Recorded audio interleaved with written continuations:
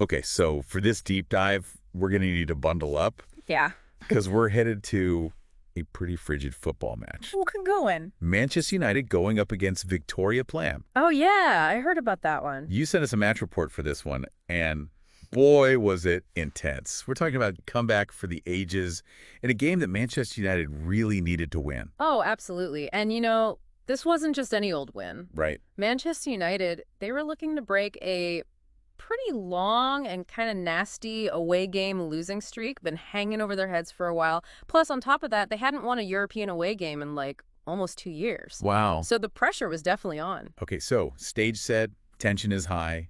What's the energy like in that first half? Well, it was an interesting one, Both teams, you could tell they were kind of feeling each other out. Right. But I think the surprising thing was that Manchester United, they had the lion's share of possession. Oh, really? Over 70%, actually. But, and this is where it gets interesting, they just couldn't seem to break through Plz's defense.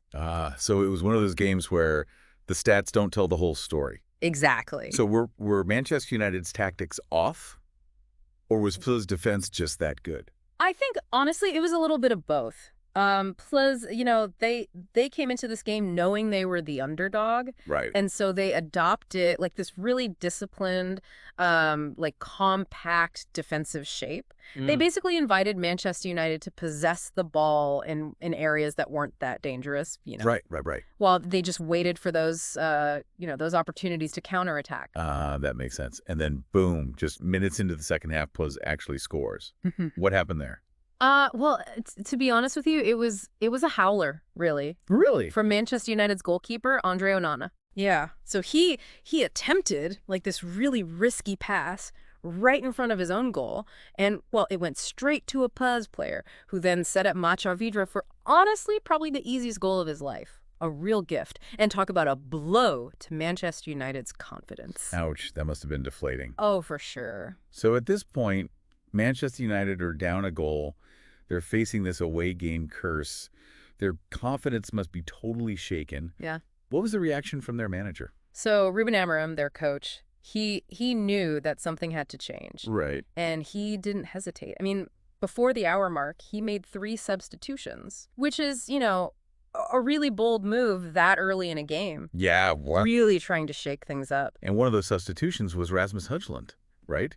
Yeah. Our report says that he completely turned the game around. Oh, yeah, absolutely. And, you could argue that Højlund's introduction was the embodiment of Manchester United's mental resilience in this match. Yeah. Coming on as a substitute, it's never easy. But he immediately injected this energy and purpose into their attack. I mean, within minutes, he had a shot that nearly went in. Yeah, so close. And then in the 62nd minute, he scores the equalizer. Yeah. Maybe not the prettiest goal. Yeah. But, hey, got him back in the game. Exactly. And I think if we look beyond just the goal itself, Højlund's movement and link-up play, they were so crucial. He was constantly, pulling Plz's defenders out of position. Right. Creating space for his teammates and just, his energy. It just seemed contagious. It really seemed to lift the whole team. It sounds like Højlund really embodies that never-give-up spirit that's so crucial in sports. Oh, 100%. But even with the score leveled, there was still plenty of time for Plz to snatch a win. Right. And they definitely had their chances, too. Okay. Manchester United pushing for that winning goal, it did leave some gaps at the back. Yeah. But Plzeň maybe lacking the same belief that Manchester United had just kind of, rediscovered. They couldn't quite take advantage of those counterattacking opportunities. Okay, and then in the 88th minute, Højlund does it again. Oh, yeah. Free kick from Bruno Fernandes. Finds him. He's perfectly positioned. Oh, perfectly. And he just coolly slots it home for the winning goal. I bet the Manchester United supporters were going absolutely wild. Oh, I bet they were. It was a beautiful finish. And, I think it highlighted another aspect of Højlund's impact.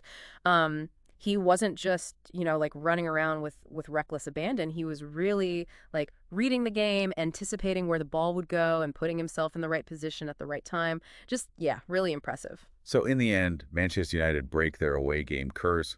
They keep their Europa League hopes alive. And Rasmus Højlund, he emerges as the hero. This match report makes it pretty clear that this wasn't just a win. It was a statement.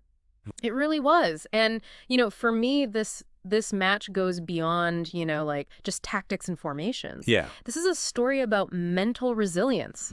I mean, think about it. Manchester United, they could have easily just crumbled after that early mistake. Right. But they didn't. They adapted, they fought back, and they found a way to win even when they were under, just immense pressure. That's a great point. This deep dive wasn't just about football. It was about facing challenges head on and believing in yourself even when things look, really bleak. So for those of you listening out there, you know what? What if we challenge you to think about this? How often do we let setbacks define us? Do we have the mental resilience to bounce back, like Manchester United did? Yeah. Something to ponder as we sign off. Definitely something to think about. All right, thanks for joining us for this deep dive. Yeah, thanks for having me. See you next time.